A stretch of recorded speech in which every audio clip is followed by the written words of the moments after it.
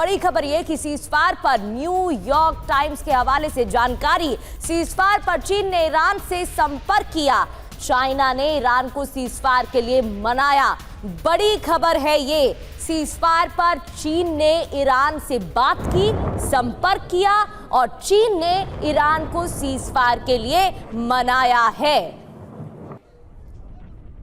बिल्कुल, ये देखिए खबर बड़ी है प्रगति, और जैसा कि संदीप जी भी यही बात कह रहे थे कि चीन की बड़ी भूमिका है, तो ये खबर, ये ब्रेकिंग न्यूज भी कुछ वैसी ही है कि चीन की भूमिका इसमें रही है। बिल्कुल, क्योंकि रूस की तरफ से भी लगातार मदद की जा रही थी, चाइना की तरफ से भी लगातार मदद की जा रही थी। तमाम रिपोर्ट्स के जरिए ये दावा किया गया था। मनीष हमारे साथ लगातार बने हुए हैं। मनीष, मिडिल ईस्ट में किस शक्तिशाली देश का डोमिनेंस रहेगा, इसको लेकर लड़ाई शुरू से रही है। फिर अमेरिका की तरफ से हमेशा डोमिनेंस बनाने की कोशिश, चाइना ईरान की मदद कर रहा था, रूस भी मदद कर रहा था, लेकिन ऐसा लग रहा था कि चीन चाह नहीं रहा है सीज फायर हो। अब बड़ी खबर यह है कि ना सिर्फ ईरान से कांटेक्ट किया गया, बल्कि सीज फायर के लिए मनाया भी है चाइना ने।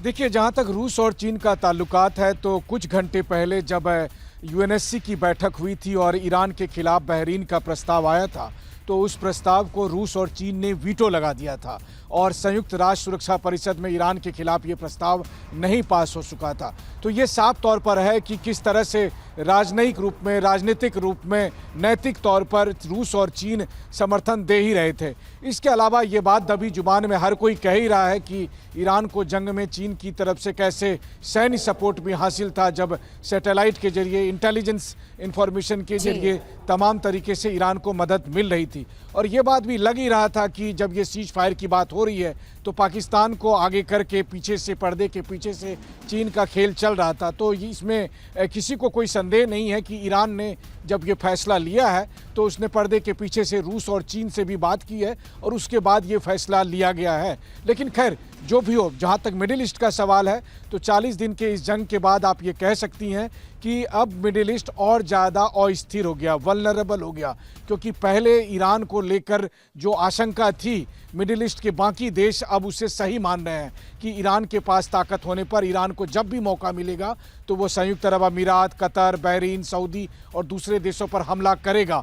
अब ईरान ये नहीं कह सकता कि ऐसा वो कभी नहीं करेगा, क्योंकि 40 दिन में उसने ऐसा किया है। यूएई, सऊदी, कतर, बहरीन और दूसरे जो अरब के मुस्लिम मुल्क हैं, वो अब ईरान पर हमेशा से शक की निगाह से देखेंगे। उसको लेकर हमेशा इस बात को रहेगा कि उनके खिलाफ अब घेराबंदी की जाए। और इसलिए मिडिल ईस्ट में नई जंग शुरू होगी, जहां एक तरफ रूस और चीन ईरान के पीछे खड़े दिखाई देंगे, वहीं अमेरिका और इजराइल को लेकर बाकी मुस्लिम देश ईरान के खिलाफ लोहा लेते हुए दिखेंगे। तो ये जंग आज भले थम गई है, लेकिन आने वाले दिनों में मिडिल ईस्ट मध्य पूर्व का महायुद्ध नहीं थमने बिल्कुल वाला ताकत है। का, तो इसलिए ताकत की नई रेस शुरू हो जाएगी मनीष, और एक तरीके से ये महाशक्तियों का एक बड़ा अखाड़ा बन जाएगा। एक नए चरण की शुरुआत यहां से हो जाएगी। और लगातार देखिए ये खबरें भी आ रही हैं कि सीज फायर को लेकर रिएक्शंस क्या है। देखिए, सीज फायर पर इजराइल ने सवाल उठाए हैं, ये भी जानकारी सामने आ रही है, और सीज फायर की जानकारी अंत में मिली, ये इजराइल ने कहा है। इजराइल की ओर से आधिकारिक बयान नहीं है और सीज फायर सिर्फ बातचीत करने का आधार है, ये इजराइल ने कहा है। तो ये भी इजराइल की तरफ से कहा जा रहा है कि ये कोई युद्ध का अंत नहीं है, ये बातचीत की बस एक शुरुआत है, उसी का बेस तैयार किया गया है। ये सारे सवाल है। Tripathi sir, DS Tripathi sir, आपसे सवाल है मेरा कि ये इजराइल क्यों सकते में, मतलब ऐसा क्या हो सकता है कि बिना इजराइल को इन्फॉर्म किए ट्रंप ऐसे ही कोई डील कर ले और इजराइल ऑन बोर्ड ना हो इसमें? भाई, बातचीत की में क्या वो इजराइल पार्टी नहीं होगा? इजराइल की क्या शर्तें उसमें शामिल नहीं होंगी? क्या इसकी पॉसिबिलिटी है कि भाई इजराइल को किनारे रख के ऑल अलोन अमेरिका ईरान के साथ बातचीत करे और डील कर ले? बिल्कुल रवि, देखिए, बिल्कुल सही कहा आपने कि ऐसा होना नहीं चाहिए और हुआ भी नहीं होगा। बातचीत जरूर हुई होगी, लेकिन देखिए, कुछ दिन पहले जब ये चर्चा में आया था कि शायद ऐसा हो, बातचीत हो, उस समय इजराइल ने बड़ा साफ कहा था कि हमारे जो एम्स हैं वो अभी पूरे नहीं हुए हैं और हम लंबी लड़ाई के लिए तैयार हैं। और जैसे मैंने कहा था, परसों ही अभी उनके मिलिट्री चीफ ऑफ स्टाफ ने ये बोला था कि हम अपनी रणनीति बदल रहे हैं और ये लड़ाई अभी लंबी चलेगी। लेकिन जो अभी हम लोग बात कर रहे थे, जो हालत ट्रंप और अमेरिका की हुई है दुनिया में, ट्रंप की अपने ही देश में और पूरी अमेरिका की बाहर के देशों में, उससे मजबूर हो गए थे ट्रंप कि वो जो है एक ऐसी पहल उनको मिले कि वो जो एक टेबल पर आएँ और ईरान के साथ बात करें, जो शायद पहले वो नहीं करते। लेकिन अभी उनको आना पड़ा। पहले उन्होंने यही बोला था ट्रंप ने कि ये जो चीज पॉइंट्स हैं 10 पॉइंट तो नामंजूर हैं, लेकिन अब वो कह रहे हैं कि सकारात्मक बातचीत होगी। लेकिन अभी भी इजराइल अभी भी संतुष्ट नहीं है, उसका एम अचीव नहीं हुआ है। लेकिन कुछ दिन पहले अभी आपने जो मनीष से सवाल पूछा था इजराइल में, इजराइल के लोग जरूर चाहेंगे कि ये शांति इस तरह रहे, आगे बढ़े और जो इस तरह के हाथ से नुकसान हो रहा है वो नहीं हो। लेकिन नेतन्याहू अभी नहीं चाहेंगे क्योंकि वो बिल्कुल कमज़ोर पड़ जाएंगे, जो जैसे ट्रंप का हाल हो रहा है, और वो नहीं चाहेंगे कि अपने देश में पड़ें। दूसरी चीज़ ईरान, जहाँ तक ईरान का है और चीन की हम बात कर रहे थे, देखिए इस्लामिक कंट्रीज में ओआईसी और इवन मिडिल ईस्ट में बादशाहत के लिए, लीडरशिप के लिए लड़ाई यूएई, सऊदी अरेबिया, ईरान और टर्की के बीच में है।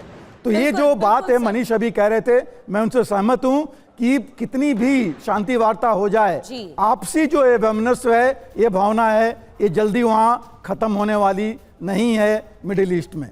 बिल्कुल सर, ये तो है। और तभी इसको लेकर अलग अलग रिएक्शंस खाड़ी देशों की तरफ से भी, अरब देशों की तरफ से भी सामने आ रहे थे। और इसी से जुड़ी एक बड़ी खबर है सर, सीज फायर का अरब देशों ने स्वागत किया है, बातचीत से मुद्दे हल होने चाहिए, मिस्र ने कहा।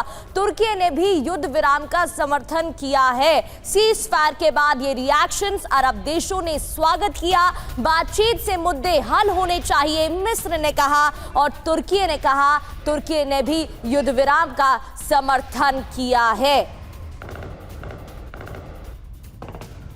तो सीजफायर को लेकर अब अरब देशों के रिएक्शन भी सामने आने लगे हैं, क्योंकि जिस इंटेंसिटी के साथ ईरान इजराइल पर हमले कर रहा था, उससे ज्यादा इंटेंसिटी के साथ अरब देशों पर, खाड़ी देशों पर ईरान के हमले देखने को मिल रहे थे।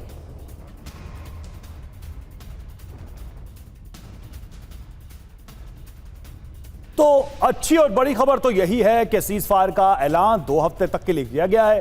बातचीत का ग्राउंड बनाया जा रहा है, दोनों पक्ष आपस में बैठेंगे। क्या यह सीज फायर आगे बढ़ेगा, क्या युद्ध खत्म होगा, यह दुनिया के सामने सबसे बड़ा प्रश्न है इस वक्त।